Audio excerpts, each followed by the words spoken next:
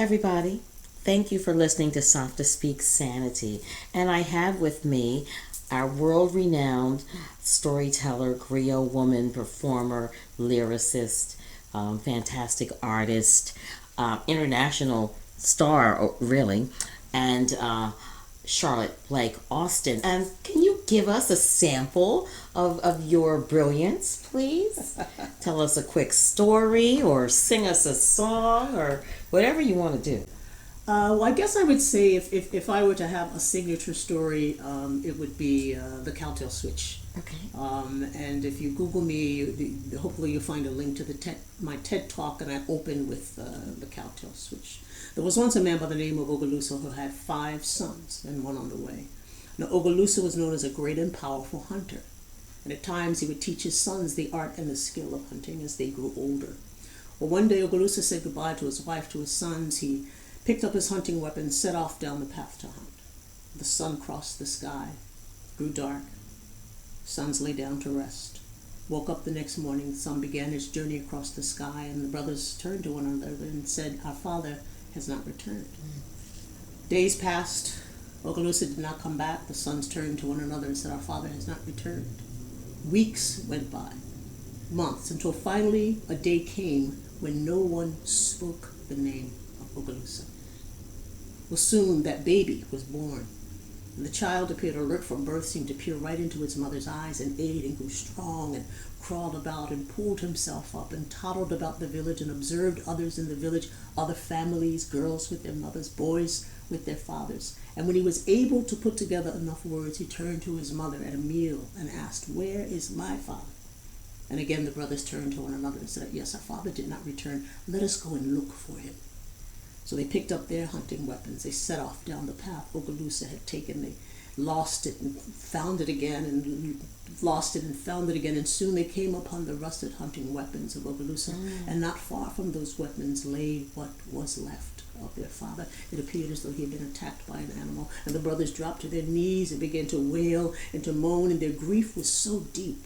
The elements heard and took pity and converged and imbued each one with a power. And the first one stood and said, "I feel I have the power to reconnect our father's bones." And he stepped forward and set about that task. The second said, "I feel I have the power to put together the muscle, the fiber, the sinew." He set about that task. The third said, "I feel I have the power to get the blood moving through his veins once again." The fourth one said, "I feel I have the power to make his flesh whole." And the last one said, "I feel I have the power to breathe life into our father." And he breathed into Ogaloussa.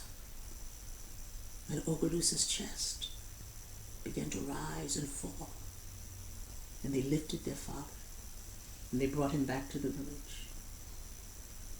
Well, Ogaloussa stayed in his hut for 9 days, and when he emerged, he had shaved his head, and that was the custom if one was said to have returned from the land of the dead. And a feast was held. A cow was killed, the meat of the cow was cooked, the tail of the cow was given to Ogaloussa as a reminder of what had happened. The ends were decorated with strips of leather and cowrie shells and beads, and he walked about with that cowtail switch, thinking of what his sons had done for him, and decided he wanted to give the cowtail switch to the child who was most responsible for his return. So he gathered together everyone in the village, told him what he wanted to do. They began to argue about who should get it. Some said it should be the one who reconnected his bones in the first place. Others said it should go to the one who put together the muscle and the fiber, allowing him movement. Others said it should be the one who got the blood coursing warm through his veins once again. Still others said it should go to the one who made his flesh whole, but still more said it should go to the one who breathed life into Ogaloussa. No one could decide. Well, on the third day, Ogaloussa reassembled them all and said, "Today I have made my decision. I will give this cowtail switch to my youngest child." For had he not asked the question, "Where is my father?" I would still be lying cold and stiff in the land of the dead, and it underscored a long-held belief of the people that one is not truly dead unless he is forgotten and never spoken of again. And so it is that we must speak the stories of our history. The stories of our lives and the possibilities of human understanding may lie cold and stiff in the land of the dead. Ashe. Ashe. that. That was Charlotte Blake Alston sharing the story of Ogaloussa. Thank you, Charlotte. My pleasure.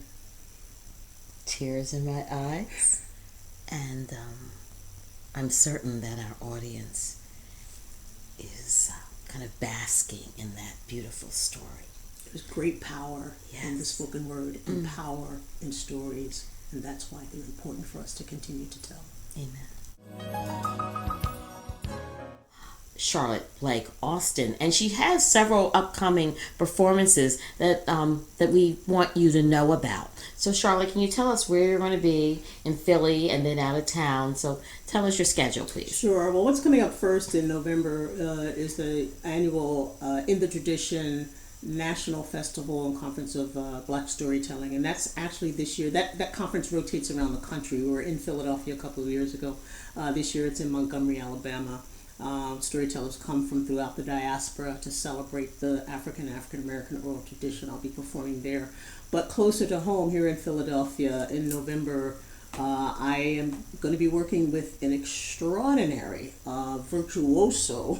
I define her as a classically trained but genre-defying Black female violinist. This is a bad sister. That's the way that I put it. So Diane Monroe. Diane Monroe has, this is a new project, and it will musically kind of give us the story of the arc of her journey as a Black female classical musician. It's called Violin Woman, African Dreams. Wow.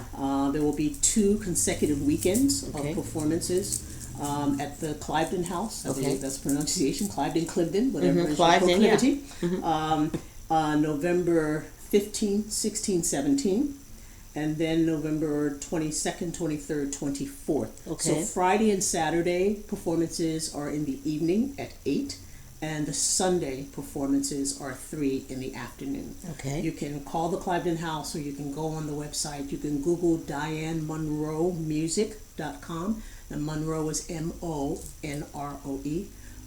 And all of the information is there. It's an extraordinary collaboration with a West African kora player, who happens to be my latest kora teacher, Yakuba Sissoko. What is that? What is the kora? The kora is the 21-string West African instrument that has been played historically for hundreds of years by the oral historians. So the kora is the instruments that's played when the history is recounted. So this person is a griot. I mean, yes, Yakuba is from Mali. So she'll be working with Yakuba Sissoko on this project.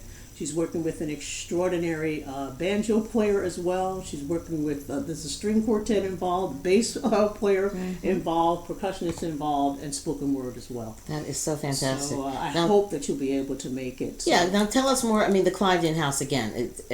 Where is it exactly? So it's on Germantown Avenue.